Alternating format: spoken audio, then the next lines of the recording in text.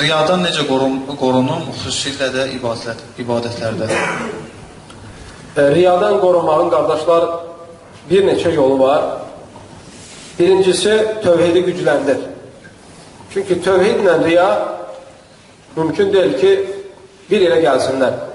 Tövhidi gücləndir, hansı ki, ixlasın özü tövhidin içərisindədir, tövhidə daxildir. Tövhid dərslərinə çox qulaq as, çox dinlə, tövhid kitablarını çox oxu. Bu sənə yardım edəcək ki, riyadan uzaqlaşasan, bu bir. İkincisi, Quran-ı Kərimə sarıl. Quran-ı Kərimə sarıl. Hətta Quran-ı Kərimi anlamasan belə, Quran-ı Kərimə vaxt ayırmağın, Quran-ı Kərimi oxumağın, yazmağın, anlamağa çalışmağın səni riyakarlıqdan qoruyacaq.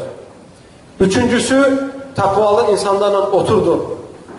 Riyadan uzaq olan insanların, əməlləri ilə öyünən insanlardan uzaq ol.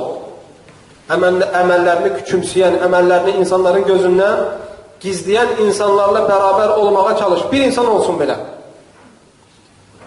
Dördüncü səbəb, çalış, əgər riyakarlıq səndə tez-tez baş verirsə, təheccüd namazlarına qalıq. Hətta ağır olsa belə.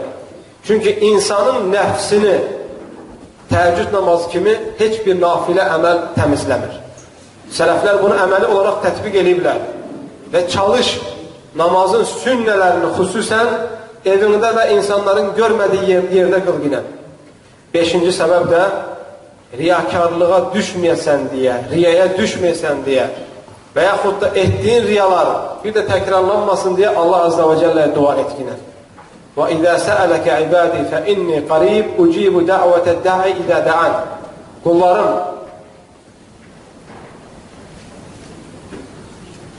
əgər məndən istəsələr, səndən mənim haqqımda soruşsalar, onlara de ki, mən onlara yaxınam, mənə dua edənin duasını qəbul edirəm. Sən Allah Azza və Cəllədən ixlas istə, sağlam əqidə istə, riyakarlıqdan Allaha sığın və səbəblərindən də Allaha sığın. İnşallah Azza və Cəllə bu riya müsibətindən qurtararsan.